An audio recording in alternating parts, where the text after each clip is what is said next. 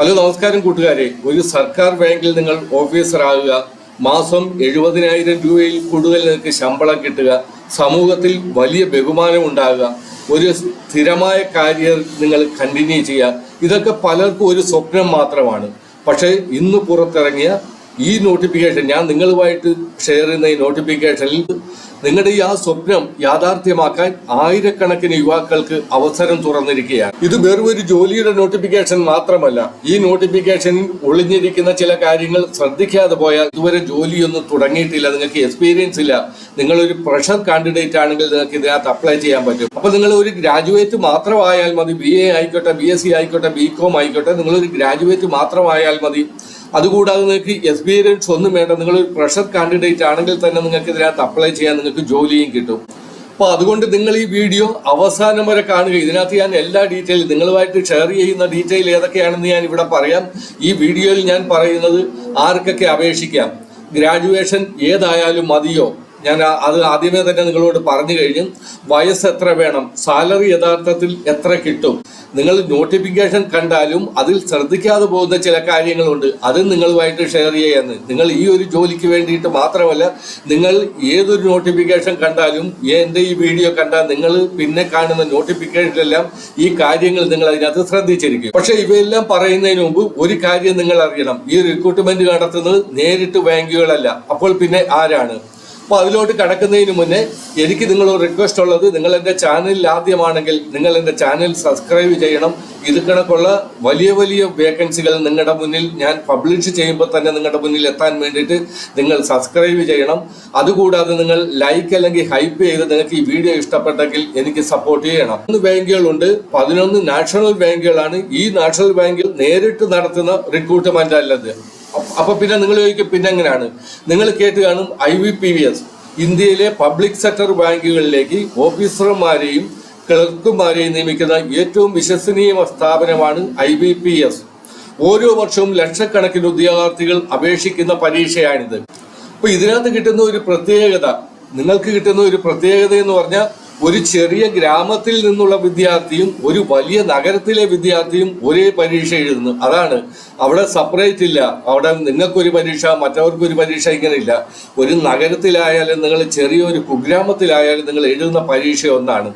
ഒരേ മെറിറ്റ് ലിസ്റ്റാണ് നിങ്ങളെ തിരഞ്ഞെടുക്കുന്ന ഒരേ മെറിറ്റ് ലിസ്റ്റാണ്. അതിനാൽ ഇവിടെ ശുപാർശയോ പരിചയമോ ഒന്നും ആവശ്യമില്ല. നിങ്ങൾക്ക് അറിവും പരിശ്രമവും ഉണ്ടെങ്കിൽ നിങ്ങൾക്കിത് ഈ ഒരു പരീക്ഷ പാസ്സായി നിങ്ങൾക്ക് ഈ ജോലി നേടുവാൻ കഴിയും. അപ്പൊ നമുക്ക് ഇനി നോക്കാവുന്ന ഈ ബാങ്കിൽ ഏതൊക്കെ ബാങ്കുകളാണ് ഈ പ്രാവശ്യത്തെ ഈ റിക്രൂട്ട്മെന്റിൽ പങ്കെടുക്കുന്നത്. ബാങ്ക് ഓഫ് ബറോഡ ഉണ്ട്, ബാങ്ക് ഓഫ് ഇന്ത്യ ഉണ്ട്, ബാങ്ക് ഓഫ് മഹാരാഷ്ട്ര ഉണ്ട്, കാനറ ബാങ്ക് ഉണ്ട്, സെൻട്രൽ ബാങ്ക് ഓഫ് ഇന്ത്യ ഉണ്ട്, ഇന്ത്യൻ ബാങ്ക് ഉണ്ട്, ഇന്ത്യൻ ഓവർസീസ് ബാങ്ക് ഉണ്ട്, പഞ്ചാബ് നാഷണൽ ബാങ്ക് ഉണ്ട്, പഞ്ചാബ് ആൻഡ് സിന്ധു ബാങ്ക് ഉണ്ട്, UCO ബാങ്ക് ഉണ്ട്, യൂണിയൻ ബാങ്ക് ഓഫ് ഇന്ത്യ ഉണ്ട്. ഇത്രയും ബാങ്കുകൾ, 11 ബാങ്കുകളാണ് ഇതിനകത്ത് പങ്കെടുക്കുന്നത്. അപ്പൊ ഇതിനകത്ത് നിങ്ങൾ മനസ്സിലാക്കേണ്ട കാര്യം, ഈ IBPS അവര് നേരിട്ട് നിങ്ങളെ നിയമിക്കുന്നില്ല. ആദ്യം ഒരു പ്രിലിമിനറി നിങ്ങളുടെ ടെസ്റ്റ് ഉണ്ട്, പ്രിലിമിനറി എക്സാം ഉണ്ട്, പിന്നീട് മെയിൻ എക്സാം ഉണ്ട്, ശേഷം പേഴ്സണാലിറ്റി ടെസ്റ്റ് ഉണ്ട്. നിങ്ങൾ ഒരുപക്ഷെ ആദ്യം കേൾക്കുമായിരിക്കും പേഴ്സണാലിറ്റി ടെസ്റ്റ്. അതെന്താണെന്ന് ഞാൻ താഴെ പറയുന്നുണ്ട്. അത് പേഴ്സണാലിറ്റി ടെസ്റ്റ് കഴിഞ്ഞിട്ട് നിങ്ങളുടെ ഇന്റർവ്യൂ. ഈ കടമ്പകൾ കടന്നാലേ നിങ്ങൾക്ക് ആ നിയമനം കിട്ടത്തുള്ളൂ. അപ്പൊ അടുത്ത നമുക്ക് ചിന്ത വരുന്നത്, നിങ്ങൾ ഒരുപക്ഷെ വിചാരിക്കും ഇത്ര വലിയ പബ്ലിക് സെക്ടർ ബാങ്ക് ആണ്, അപ്പൊ ഈ ബാങ്കിൽ ഞാൻ അപ്പോയിന്റ്മെന്റ് ആയാൽ എനിക്ക് എന്തുമാത്രം ശമ്പളം കിട്ടും? തീർച്ചയായിട്ടും നിങ്ങൾക്ക് 48,000 തൊട്ട് 90,000 വരെയുള്ള ഒരു ശമ്പളത്തിലാണ് നിങ്ങൾ അപ്പോയിന്റ്മെന്റ് ആകുന്നത്. ഇതാണ് അവർ നോട്ടിഫിക്കേഷനിൽ പറയുന്നത്. ഞാൻ നോട്ടിഫിക്കേഷനിൽ നിങ്ങൾക്ക് ലിങ്ക് തരാം. ആ നോട്ടിഫിക്കേഷൻ ഡൗൺലോഡ് ചെയ്ത് നിങ്ങൾ നല്ലവണ്ണം അത് നോക്കിയിട്ടേ നിങ്ങൾ അപ്ലൈ ചെയ്യാവുള്ളൂ. യഥാർത്ഥ ശമ്പളം അതിലും വളരെ കൂടുതലാണ്. അപ്പൊ ഇതിനെക്കാട്ടി കൂടുതലാണ് യഥാർത്ഥ ശമ്പളം. ഞാൻ പറഞ്ഞു 48 തൊട്ട് 48 സ്റ്റാർട്ടിംഗ് ആണ്. അതിന്റെ കൂട്ടത്തിൽ നിങ്ങൾക്ക് അലവൻസും മറ്റുള്ള കാര്യങ്ങളും എല്ലാം കൂടെ കൂട്ടി നിങ്ങൾക്ക് 90,000 രൂപ നിങ്ങൾക്ക് സ്റ്റാർട്ടിങ്ങിലുണ്ട്. പക്ഷേ കണക്ക് കൂട്ടി വരുമ്പോൾ ഇതിനെക്കാട്ടി കൂടുതൽ ശമ്പളം നിങ്ങൾക്ക് കിട്ടാൻ സാധ്യതയുണ്ട്. പക്ഷേ ഈ കാര്യങ്ങളൊക്കെ നടക്കണമെങ്കിൽ നിങ്ങൾ ഈ വീഡിയോ മൊത്തം കാണുക. ഞാൻ വീണ്ടും പറയുന്നു, ഈ വീഡിയോ മൊത്തം കാണുക. ഒരു പ്രധാനപ്പെട്ട കാര്യം നിങ്ങളുമായിട്ട് വീണ്ടും ഞാൻ ഷെയർ ചെയ്യുന്ന ഓരോ കാര്യങ്ങളും ഇതിനകത്ത് പ്രധാനപ്പെട്ട കാര്യങ്ങൾ. ഇമ്പോർട്ടന്റ് ഡേറ്റ് നിങ്ങൾ മറന്നു പോകല്ലേ. ഇമ്പോർട്ടന്റ് ഡേറ്റ് എന്ന് പറയുന്നത് നമുക്ക് ശമ്പളം പിന്നെയാണെങ്കിലും കിട്ടും, പക്ഷെ അപേക്ഷിക്കാനുള്ള അവസരം നഷ്ടപ്പെട്ടാൽ എവിടെ നിന്ന് നമുക്ക് ശമ്പളം കിട്ടാൻ? ശമ്പളത്തിന് യാതൊരു വിലയും ഉണ്ടാകില്ല. 48,000 തൊട്ട് 90,000 വരെ ശമ്പളം എന്ന് പറഞ്ഞ്, പക്ഷേ നിങ്ങൾ ഡേറ്റ് അറിയുന്നില്ല. നിങ്ങൾ അപേക്ഷിക്കുന്ന ഡേറ്റ് അറിയത്തില്ലെങ്കിൽ നിങ്ങൾ എന്ന് അപേക്ഷിക്കും? ആ ഡേറ്റ് കഴിഞ്ഞു പോയെങ്കിൽ നമുക്ക് അപേക്ഷിക്കാൻ പറ്റത്തില്ല. അപ്പോൾ ഡേറ്റ് തീർച്ചയായിട്ടും നിങ്ങൾ ഓർത്തിരിക്കുക. ഇപ്പൊ ജൂലൈ 1-നാണ് ഇതിന്റെ ഡേറ്റ് ആപ്ലിക്കേഷൻ സ്റ്റാർട്ട് ആയത്. ഇത് കണക്ക് തന്നെ നിങ്ങൾക്ക് ജൂലൈ ഈ മാസം 21 വരെ സമയമുള്ളൂ. അതിനുള്ളിൽ നിങ്ങൾ അപ്ലൈ ചെയ്തിരിക്കണം. അപ്പൊ ഇതിനൊന്ന് വിപുലീകരിച്ച് പറയുകയാണെങ്കിൽ ജൂലൈ 1-ാം തീയതി തുടങ്ങി ജൂലൈ 21-ാം തീയതി തീരും. നിങ്ങളുടെ പ്രിലിമിനറി എക്സാം ആഗസ്റ്റിലായിരിക്കും, മെയിൻ എക്സാം ഒക്ടോബറിലായിരിക്കും. ഇന്റർവ്യൂ നിങ്ങളുടെ നവംബർ ഡിസംബറിലാണ്, ഫൈനൽ അലോട്ട്മെന്റ് ജനുവരി 2027-ലാണ്. അപ്പൊ ഇനി നിങ്ങളുമായിട്ട് ഒരു പ്രധാന കാര്യം, നിങ്ങളുടെ ഓർമ്മയിൽ നിൽക്കേണ്ട കാര്യമാണ് ഞാൻ ഷെയർ ചെയ്യുന്നത്. ഇവിടെ ഞാൻ പ്രത്യേകിച്ച് നിങ്ങളോട് പറയുന്നത്, നിങ്ങൾ വിചാരിക്കും ഉണ്ടല്ലോ, സമയമുണ്ടല്ലോ, 21 ജൂലൈ വരെ സമയമുണ്ട്, എനിക്ക് അപ്പോഴത്തേക്ക് അപേക്ഷിച്ചാൽ മതി എന്ന് കരുതി അപേക്ഷ മാറ്റി വെക്കും. നിങ്ങൾ അവസാന ദിവസം വെബ്സൈറ്റ് സ്ലോ ആയിട്ട് വരാം, പേയ്മെന്റ് ഫെയിലർ ആകാം, സെർവർ ബിസി ഉണ്ടാകാം, OTP ഡിലേ, നിങ്ങൾക്ക് കിട്ടുന്ന OTP ഡിലേ ആകാം. ഈ ഒരു കാരണങ്ങളെ ഒരുപക്ഷെ നിങ്ങൾക്ക് അപേക്ഷിക്കാൻ പറ്റിയില്ലെങ്കിൽ നിങ്ങൾക്കൊരു വലിയ ഓപ്പർച്യൂണിറ്റിയാണ് നിങ്ങളുടെ കയ്യിൽ നിന്ന് പോകുന്നത്. അതുകൊണ്ട് നിങ്ങൾ ഈ ഒരു നോട്ടിഫിക്കേഷൻ വായിച്ച് കറക്റ്റായിട്ട് നോട്ടിഫിക്കേഷൻ വായിച്ചിട്ട് ഉടൻ തന്നെ നിങ്ങൾ അപ്ലൈ ചെയ്യുക. നിങ്ങളോട് പറഞ്ഞ് ഈ വീഡിയോയിൽ ഞാൻ നിങ്ങൾക്കൊരു വലിയ സർപ്രൈസ് പറയുന്നു. ഈ നോട്ടിഫിക്കേഷൻ കണ്ടിട്ട് പലരും വിചാരിക്കുന്നത് BCom അല്ലെങ്കിൽ BBA ഉള്ളവർക്ക് മാത്രമേ അപേക്ഷിക്കാൻ പറ്റുമെന്ന് നിങ്ങൾക്കൊരു ചിന്ത വന്നേക്കാം. പക്ഷേ അങ്ങനെയല്ല. ആർക്കൊക്കെ അപേക്ഷിക്കാൻ പറ്റുമെന്നുള്ള കാര്യം ഇവിടെ കാണിക്കുന്നുണ്ട്.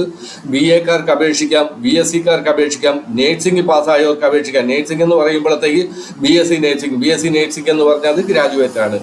എഞ്ചിനീയറിംഗ് പാസ്സായവർക്ക് അപേക്ഷിക്കാം. നോട്ടിഫിക്കേഷനിൽ വളരെ വ്യക്തമായി പറയുന്നത് ഗവൺമെന്റ് അംഗീകരിച്ച യൂണിവേഴ്സിറ്റിയിൽ നിന്നുള്ള ഏതെങ്കിലും ഗ്രാജുവേറ്റ് ഡിഗ്രി ഉണ്ടായാൽ മതി, നിങ്ങൾക്ക് ഏതെങ്കിലും ഡിഗ്രി ഉണ്ടായാൽ മതി നിങ്ങൾക്ക് അപേക്ഷിക്കാൻ പറ്റും.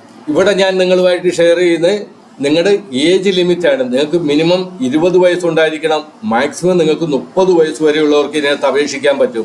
അതുമാത്രം പറഞ്ഞാൽ എല്ലാവർക്കും മനസ്സിലാകില്ല. അതുകൊണ്ട് നോട്ടിഫിക്കേഷൻ ഡേറ്റ് ഓഫ് ബർത്ത് കൂടി നൽകിയിട്ടുണ്ട്.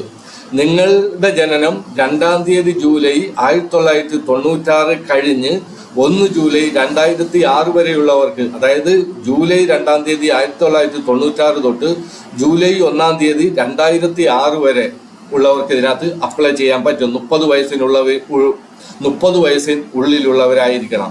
ജനറൽ കാൻഡിഡേറ്റിന്റെ കാര്യമാണ് ഞാൻ പറഞ്ഞത്.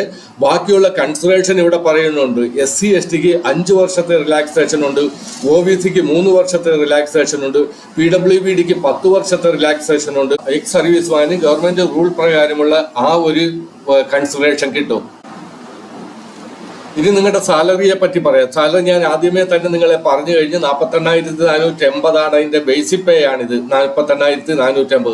ഇതിലേക്ക് ഡയറക്റ്റ് അലവൻസസ് വരും, ഹൗസ് റെന്റ് അലവൻസസ് ഉണ്ട്, സ്പെഷ്യൽ അലവൻസ് ഉണ്ട്, മെഡിക്കൽ ഉണ്ട്, ട്രാവൽ അലവൻസ് ഉണ്ട്, പെർഫോമൻസ് ലിങ്ക്ഡ് ബെനിഫിറ്റ് ഉണ്ട്. ഇതെല്ലാം ഈ അലവൻസ് എല്ലാം കൂടെ കൂട്ടിയാണ് നിങ്ങൾക്ക് ഒരു 90,000 രൂപയോളം വരുന്നത്. ചെയ്യുന്നത് ഒരു PO ആയിട്ടാണ്. അത് കഴിഞ്ഞാണ് നിങ്ങൾക്ക് അസിസ്റ്റന്റ് മാനേജറായിട്ട് പ്രൊമോഷനാണ്. അത് കഴിഞ്ഞാൽ നിങ്ങൾക്ക് ബ്രാഞ്ച് മാനേജറായിട്ട് പ്രൊമോഷൻ കിട്ടും. പിന്നെ നിങ്ങൾക്ക് സീനിയർ മാനേജർ ആകാം, പിന്നെ ചീഫ് മാനേജർ ആകാം, പിന്നെ assistant general manager, deputy general manager, ഇങ്ങനെയുള്ള ഈ ഒരു രീതിയിലേക്ക് നിങ്ങളുടെ ആ ഒരു പ്രൊമോഷൻ വന്നുകൊണ്ടിരിക്കും. അതായത് ചുരുക്കി പറഞ്ഞാൽ നിങ്ങൾ സെലക്ട് ആയാൽ 15 വർഷം കഴിയുമ്പോഴത്തേക്ക് നിങ്ങളൊരു ബാങ്ക് മാനേജർ ആയിരിക്കും, ഒരു ബാങ്കിന്റെ ഒരു ബ്രാഞ്ച് മാനേജർ ആയിരിക്കും. ഈ നല്ല ബെനിഫിറ്റ് നമ്മൾക്ക് കിട്ടുമ്പോൾ നമുക്ക് 2 പരീക്ഷയുണ്ട്. അത് നിങ്ങൾ നോട്ടിഫിക്കേഷനിൽ നോക്കുക. നോട്ടിഫിക്കേഷൻ പ്രകാരം ഏതൊക്കെയാണ് പ്രിലിമിനറി എക്സാം ഉണ്ട്, മെയിൻ എക്സാമിനുണ്ട്, നിങ്ങൾ പേഴ്സണാലിറ്റി ടെസ്റ്റ് ഉണ്ട്. ഞാൻ ആദ്യമേ തന്നെ പറഞ്ഞ് ഇന്റർവ്യൂ ഉണ്ട്, ഡോക്യുമെന്റ് വെരിഫിക്കേഷൻ. എക്സാമിന്റെ നോട്ടിഫിക്കേഷനിൽ നോക്കിയാൽ മതി. അതിനകത്ത് കൂടുതൽ കാര്യങ്ങൾ മനസ്സിലാക്കും. അവിടെ ഏത് മാർക്കിന്റെ ഒക്കെ കണക്കാണെന്ന് നിങ്ങൾക്ക് അത് മനസ്സിലാകും, ഞാൻ പറയുന്നില്ല. അപ്പോൾ ഇനി അവസാനമായിട്ട് നിങ്ങൾക്ക് എനിക്ക് തരാനുള്ള ഒരു അഡ്വൈസ്, അവസാന ദിവസത്തേക്ക് അപേക്ഷ മാറ്റി വയ്ക്കരുത്. ഒഫീഷ്യൽ വെബ്സൈറ്റ് വഴിയും മാത്രം അപ്ലൈ ചെയ്യുക. ആപ്ലിക്കേഷൻ പ്രിന്റ് സേവ് ചെയ്യുക, രജിസ്ട്രേഷൻ നമ്പർ നോട്ട് ചെയ്യുക. അപ്പം ഞാൻ വീണ്ടും നിങ്ങളോട് പറയുകയാണ്, ഗ്രാജുവേഷനുള്ള ഓരോരുത്തരും ഈ അവസരം ഗൗരവമായിട്ട് കാണണം. അപ്ലൈ ചെയ്യാനുള്ള ലിങ്കും നോട്ടിഫിക്കേഷൻ്റെ ലിങ്കും ഞാൻ എൻ്റെ വീഡിയോയുടെ താഴെ ഡിസ്ക്രിപ്ഷനിൽ തന്നിട്ടുണ്ട്. അപേക്ഷിക്കുന്നതിന് നോട്ടിഫിക്കേഷൻ ഒരിക്കൽ മുഴുവൻ വായിക്കാൻ എല്ലാ കാര്യങ്ങളും നിങ്ങളുമായിട്ട് ഷെയർ ചെയ്ത് എങ്കിലും നിങ്ങൾ ആ നോട്ടിഫിക്കേഷൻ മുഴുവൻ വായിച്ചിട്ടേ നിങ്ങൾ അപ്ലൈ ചെയ്യാവുള്ളൂ.